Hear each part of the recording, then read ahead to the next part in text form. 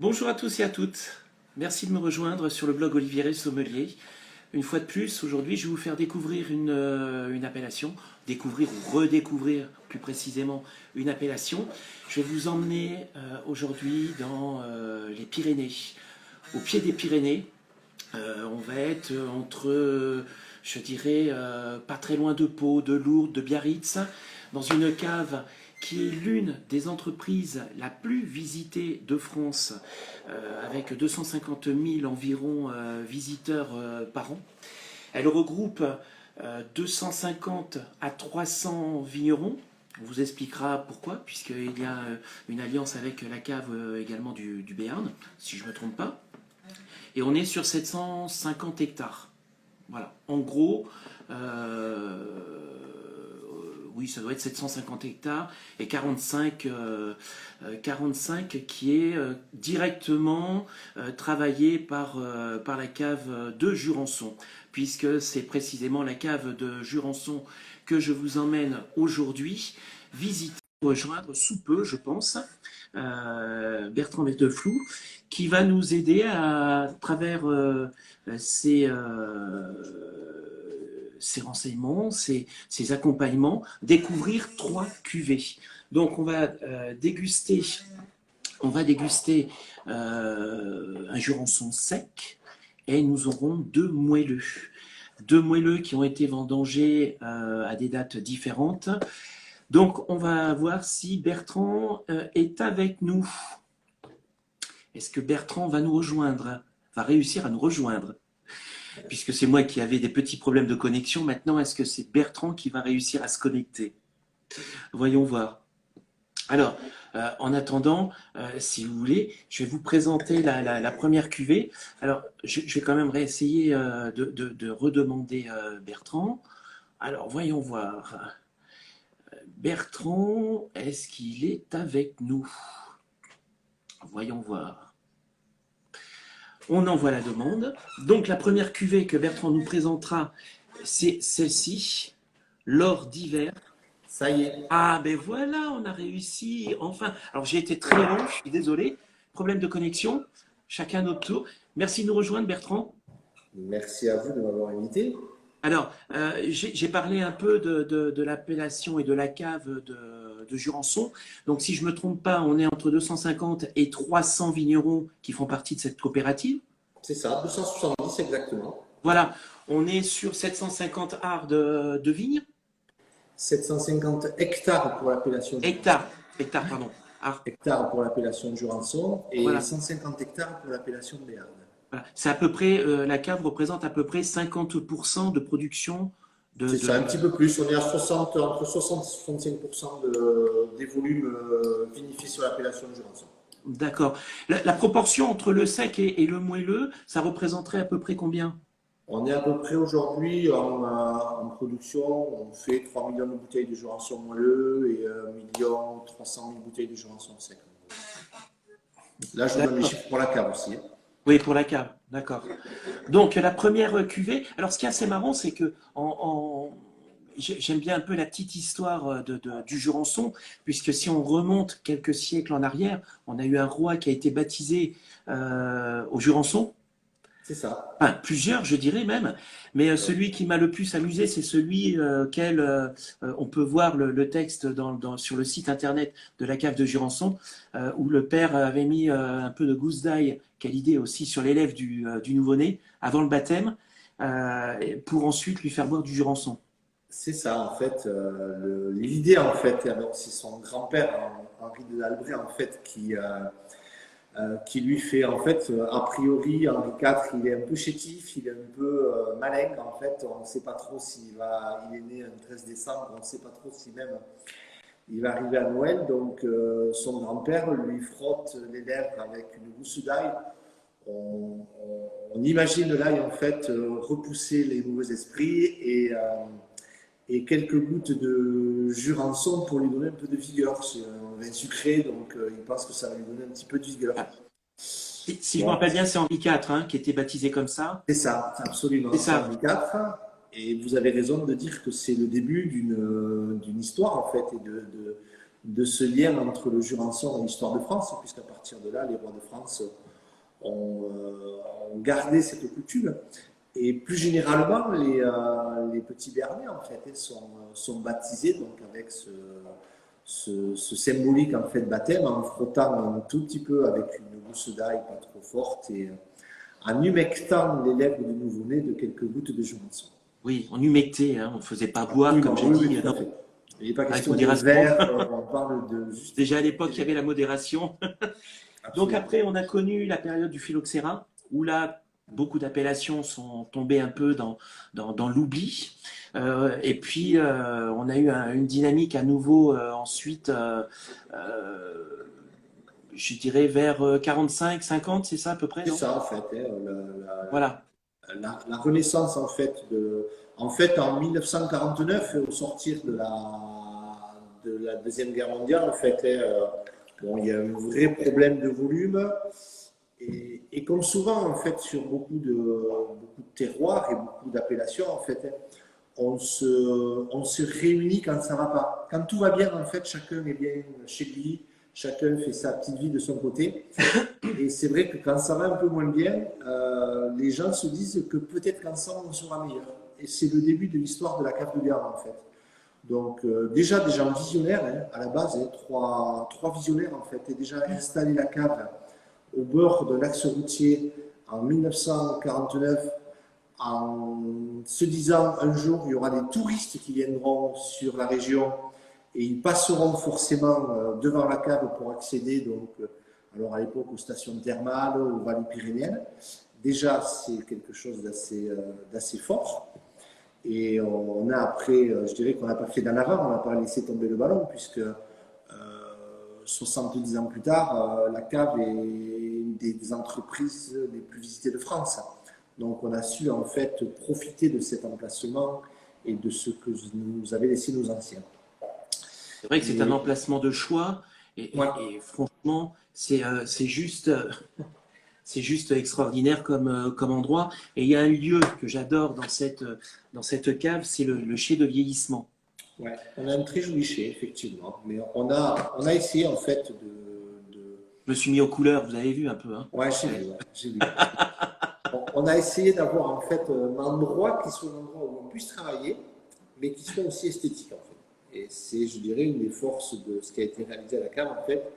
Euh, c'est déjà, j'ai eu l'occasion évidemment de visiter plein d'autres endroits en France. On est tous les deux des passionnés, donc mais j'ai souvent visité en fait des musées, des endroits un petit peu figés, de très jolis endroits, bien scénarisés, bien théâtralisés, mais c'est pas là forcément qu'il y a la vraie vie de l'entreprise.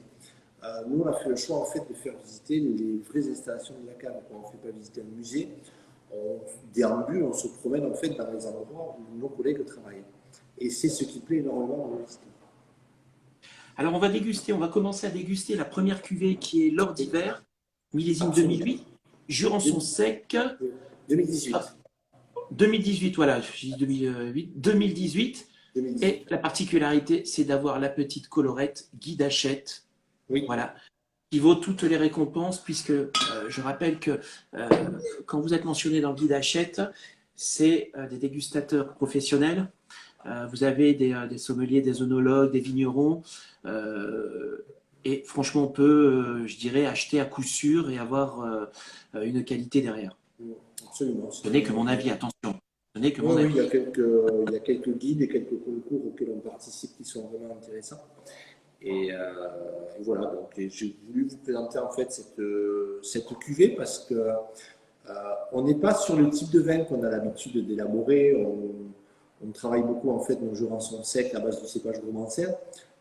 L'idée étant d'avoir des vins plutôt des vins sur le fruit avec une belle vivacité, une belle fraîcheur, plutôt des vins qu'on va consommer à l'apéritif ou avec un plateau de fruits de mer. Oui. Et là, l'idée c'était plutôt de vous proposer en fait plutôt un vin vraiment festif, un vin en fait calibré pour les fêtes de fin d'année. Donc on part sur le cépage que souvent les gens pensent se réserver à l'élaboration des vins moelleux, qui est le petit Mancer. Mais le petit Mancer récolté en première tri, donc fin septembre, début octobre, on a à ce moment-là des degrés alcooliques qui sont encore pas trop élevés, on a de très belles acidités. Et l'idée, donc, ça a été, donc, pour casser un petit peu cette acidité, donc, de faire un élevage assez long sur lit, un petit élevage barrique. Un élevage après donc, de 18 mois en cuve avant la mise en bouteille, en fait, pour vraiment partir sur quelque chose de vin beaucoup plus rond, en fait, avec une très belle trame, mais une belle rondeur. On a un nez qui est extraordinaire, qui est très fin. On a vraiment des notes. Alors, c'est vrai que c'est difficile par la vidéo de pouvoir ressentir, mais on est vraiment sur des notes un peu de mangue, de coin. C'est très très plaisant. On a une très très grande finesse au nez. Alors attendez, je vais remettre quand même la couleur. C'est beaucoup plus facile pour voir la couleur, voilà, du vin. C'est beaucoup plus agréable. Il est doré, il est brillant. Il est vraiment très plaisant. Le nez, on est vraiment sur je dirais un vin pratiquement de gastronomie. C'était un peu l'idée, en fait. L'idée, c'était de vous proposer, en fait, des vins qui seront parfaitement aptes à accompagner un peu les plats de Noël. Donc, un vin sec comme ça, moi, je n'essaierai pas de le marier avec des huîtres. Hein. Je chercherai à avoir un vin un peu plus vif pour des huîtres. Mais avec un plat de poisson en sauce, avec une volaille aussi, une volaille à la crème, ça peut être absolument délicieux. On est plutôt sur un vin vraiment, comme vous le disiez, un vrai vin de gastronomie. Ça me gênerait pas de le déguster avec un poisson et une petite poêlée de cèpe, parce qu'on est vraiment sur quelque chose de très agréable. Petite minéralité en fin de bouche, des notes de litchi. Et alors, je regardais aussi vos accords. Vous aviez proposé un crémeux de poireaux. Oui. Alors, crémeux de poireaux, c'est quand même assez difficile parce que vous avez quand même des fois un peu l'amertume du poireau. Il faut quand même le faire avec harmonie. Et j'avais du poireau dans le frigo. Et j'ai dit, tiens, je vais essayer de le faire et faire la comparaison en direct. Donc, on va essayer.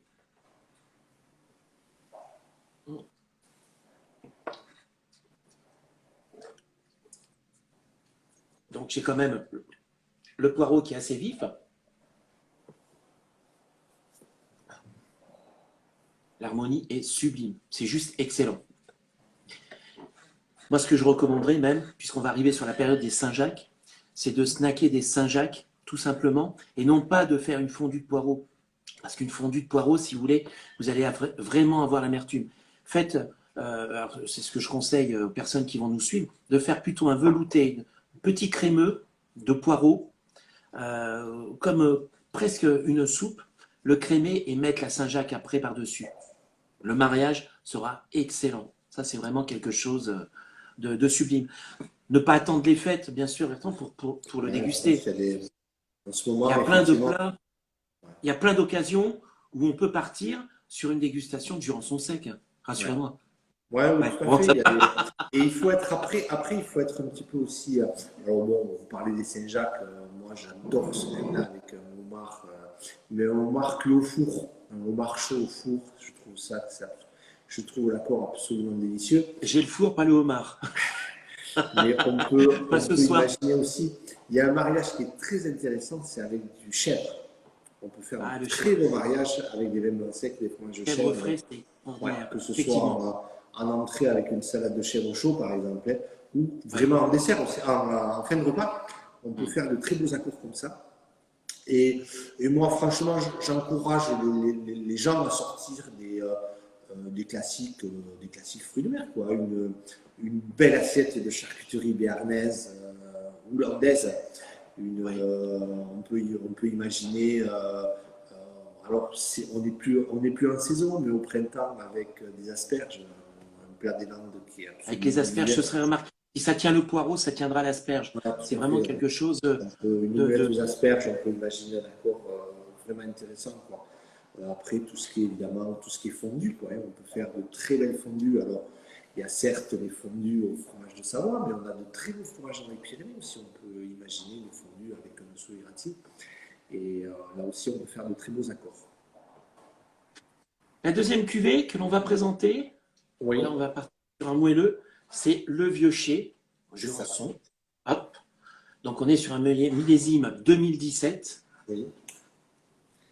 Donc Donc là, aussi, on a une très belle robe dorée.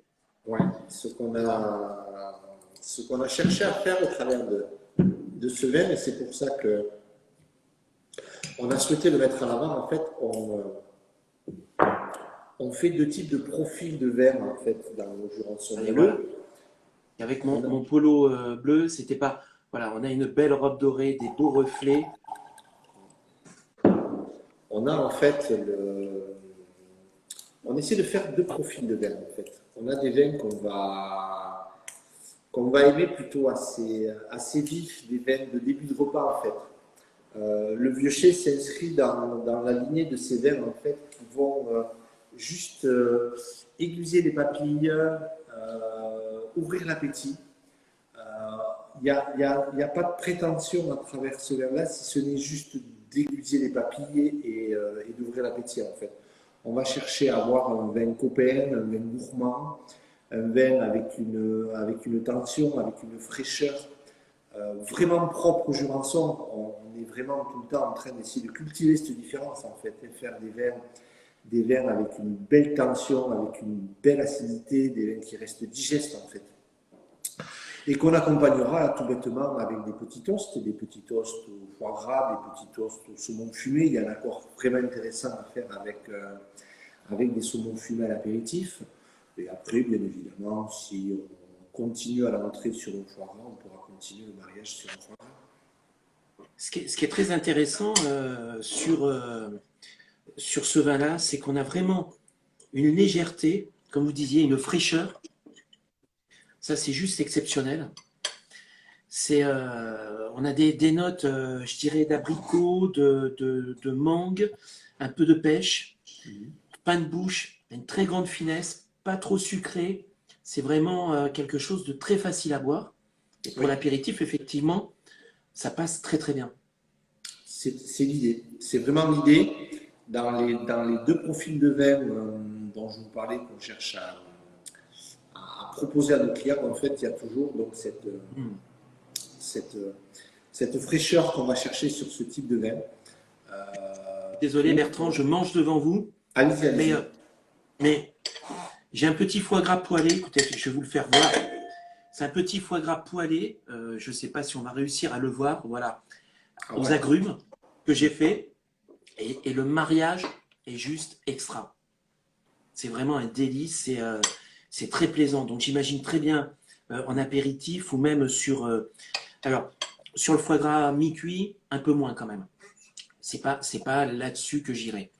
Mais c'est vrai que un foie poêlé comme j'ai fait avec une petite sauce d'agrumes sur des toasts comme vous disiez justement tout à l'heure, les arômes que l'on retrouve dedans, c'est extra. Est-ce qu'on a un passage en fût? Non, pas pour celui-là. La cuvée qu'on va goûter après était le vin en fût de chêne, mais on va chercher à avoir un profil de vin différent pour notre cuvée. Pour celui-ci, en fait, le bois aurait plutôt tendance un petit peu à alourdir l'ensemble, alors que là, on cherche vraiment à avoir plutôt de la légèreté, plutôt une fraîcheur et un équilibre, en fait. Il faut en aucun cas qu'on parte sur un vin écœurant, il faut qu'on reste sur un produit très... C'est pas le cas. Non, c'est vraiment pas le cas. Pas du tout. C'est vraiment ce qu'on C'est vraiment pas le cas. C'est ce qu'on souhaite. Franchement, ça c'est quelque chose que je recommande vivement. J'aime pas tellement en parler, mais enfin, j'aime pas tellement en parler. Si, il y a un moment où on va parler de prix quand même. Ce Jurançon, le vieux chai, à la boutique, on le retrouverait à combien à peu près? Alors, son prix normal, c'est 6,30 €, donc il vaut 7,30 €, pardon. Et il est actuellement en promotion jusqu'à la fin de l'année. Il fait partie des vins qu'on a mis en avant. Et il vaut 6,30 € en fait. Donc c'est vraiment 6,30 € au lieu de 7,30 € donc jusqu'au 15 décembre. Et le premier que nous avons dégusté? Alors le premier qu'on a dégusté, il vaut 10 € donc en prix normal. Et là aussi, donc il fait partie des vins qui sont mis en avant cette fin d'année. Donc il vaut 8,70 € pour ce type de vin. Alors évidemment, pour un Jurançon sec, on est là sur un produit haut de gamme. Bien évidemment, à la boutique, on a toute une gamme de vins secs, un petit peu plus vifs, faits à base de provençal, à des prix situés aux alentours de 5 euros. Donc l'idée, c'est toujours d'avoir en fait, de proposer en fait à nos visiteurs en fait une palette de produits large qui part de vins plutôt entrée de gamme jusqu'à des vins très haut de gamme. On peut le retrouver, je pense, soit sur votre boutique en ligne ou sur Oui. votre Instagram, où on voit Tout les à fait. différentes photos des cuvées également.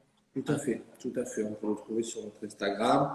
On peut venir nous voir dans nos 3 boutiques, celle que nous avons à Gand et celle que nous avons à Belloc, à côté des Salis de Béarn.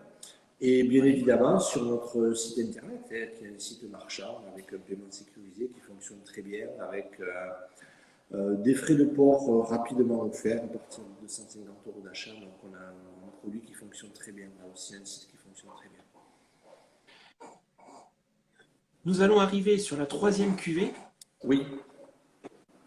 la Croix du Prince, en 2015. Oui. J'étais très très surpris quand je l'ai dégusté tout à l'heure. Oui. Autant que je réglais mes petits problèmes techniques, je lui ai dit je vais prendre une petite gorgée de Jurançon et ça va aller tout seul. Effectivement, ça a bien marché. Alors, là c'est pareil, par On contre. peut rajouter dans notre réglementaire que boire un verre de Jurançon peut résoudre des problèmes de connexion. C'est absolument exceptionnel. C'est fabuleux. C'est encore un argument supplémentaire. Je pense que là, il va y avoir des adeptes. Ce qui est très intéressant, c'est alors pour avoir des vins plus ou moins moelleux, vous avez différentes vendanges. Oui, c'est ça Voilà. en fait. Alors, expliquez-nous un peu comment on arrive de passer du sec au premier moelleux et pratiquement une vendange tardive. En fait, toute la particularité de notre vignoble en fait réside dans cette capacité que nous avons en fait à vendanger chaque parcelle en 3 tris en fait. C'est-à-dire que fin septembre, début octobre, sur chaque parcelle, donc sur chacun de nos 750 hectares, une équipe de vignerons en fait va aller cueillir à peu près un tiers des grappes sur chaque pied de vigne. En fait. On n'a pas des parcelles dédiées au sec et des parcelles dédiées au moelleux. Toutes les parcelles en fait sont triées. L'avantage de cette première tri en fait, c'est qu'elle va déjà soulager le pied de vigne. On va aérer le pied de vigne aussi, c'est-à-dire que on va avoir la bonne idée, s'il y a 3-4 grappes qui sont un peu collées les unes aux autres, d'aller couper les 2 grappes du milieu, vous voyez, pour aérer en fait, que l'air circule bien à travers le feuillage au niveau du pied, pour simplement favoriser derrière le passerillage. Le passerillage, en fait, on a 2 façons de concentrer le sucre en fait, pour les vignobles qui font des vins moelleux. On a soit le botrytis, en fait, qui est un champignon qui va en fait aspirer l'eau qu'il y a dans le jus de raisin, mais qui, malheureusement pour nous, en fait, détruit aussi l'acidité, en fait, puisqu'il va enlever l'acidité des fruits. Ça, c'est le procédé qu'on n'utilise pas. Nous, le passerillage, en fait, qui est en fait sous l'action d'effets de feu. Les effets de feu sont des vents chauds qui viennent d'Espagne. On en a eu un assez étonnant la semaine dernière. On avait des températures au lever du jour qui étaient supérieures à 27 degrés. Donc vous imaginez un peu ce que ça peut donner sur les vignes, en fait. Ça fait en fait, les baies vont se déshydrater, vont se dessécher sous l'action de cet effet de feu. Et on va comme ça concentrer le sucre, tout en préservant totalement l'acidité naturelle de nos anciens. Et cette acidité, en fait, qui fait un peu la signature, la particularité de nos vins, sera totalement en fait préservée par le passerillage. Donc, on est là sur la 2e tri, donc qui va se faire fin octobre, début novembre. Et donc, il y a une 3e tri qui va se faire à la fin du mois de novembre, début du mois de décembre, qui va nous permettre d'élaborer ce type de cuvée, la Croix du Prince, où là, on va chercher donc, des petits mancins avec une très belle richesse en sucre, mais avec aussi une très belle acidité. Donc, pour après la vinification de ce vin, on est donc, on l'a dit tout à l'heure, sur un millésime 2015. L'idée, c'est de proposer en fait à nos clients des vins qui soient totalement prêts à boire. On a donc un élevage en barrique qui va se faire donc dès la fin de la fermentation, au cœur de l'hiver. Donc là, on est hiver 2015-2016, là vous voyez, donc 6 mois d'élevage en cuve jusqu'en juin 2016. Il y aura après donc toutes les barriques vont être vidées, regroupées dans une cuve inox où on aura là, un élevage dans cette cuve inox qui va durer entre 24 et 30 mois, puis une mise en bouteille et un élevage de 18 à 24 mois en bouteille, là aussi donc pour que le vin retrouve totalement ses qualités. Et c'est seulement au bout de ce processus donc qu'on va étiqueter le vin, qu'on va mettre la capsule et qu'on va le proposer à la dégustation du client.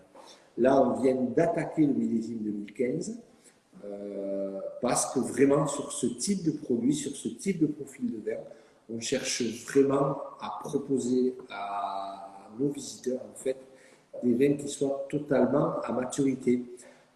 C'est devenu aujourd'hui, on a des gens qui recherchent en fait ce profil de vin, peut-être pas de cave, un peu moins de patience, donc les gens veulent en fait avoir le vin qui sera parfaitement prêt à consommer ce Noël. Ben, il existe. C'est ce qu'on se disait tout à l'heure. C'est vrai que maintenant, le consommateur a envie de déguster des vins de suite, pratiquement à leur apogée, ce qui est très difficile à avoir.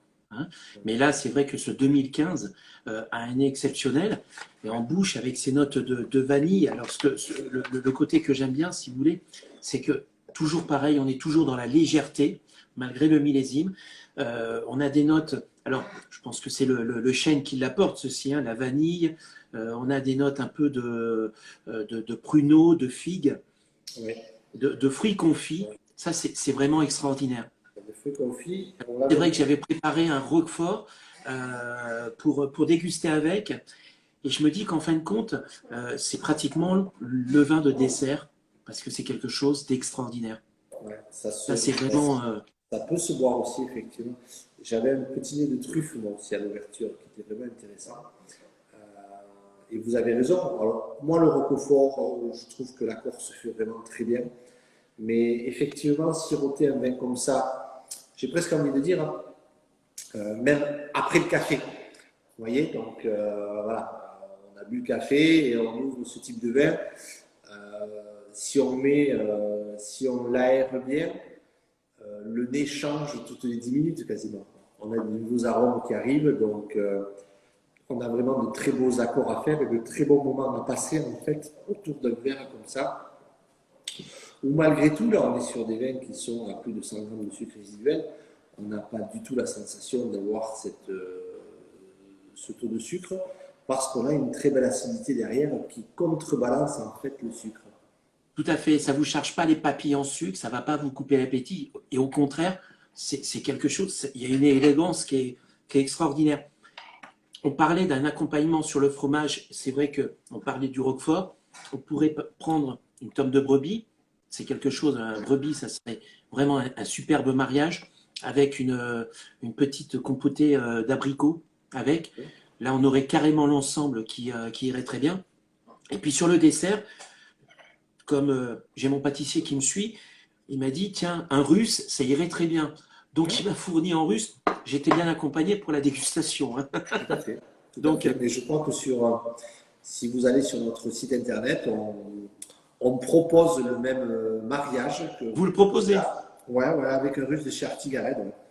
Ouais, on a de très beaux accords à faire avec ce russe.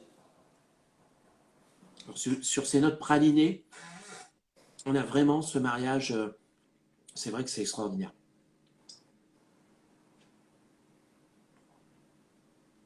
Bertrand, merci beaucoup. Merci à vous, Olivier. Pour ce direct, merci pour cette dégustation, cette découverte des cuvées. J'espère vous retrouver bientôt à la cave. Oui. Et puis, j'invite toutes les personnes qui nous suivent à aller visiter soit le site internet, mais la cave, c'est quand même mieux, et d'aller voir la cathédrale. Moi, je l'appelle la cathédrale, le chai de vieillissement. C'est tellement joli. C'est une belle image. C'est une belle image. C'est un bel endroit. C'est un endroit magique. Merci beaucoup et à bientôt. À vous, Olivier. Merci. Au revoir.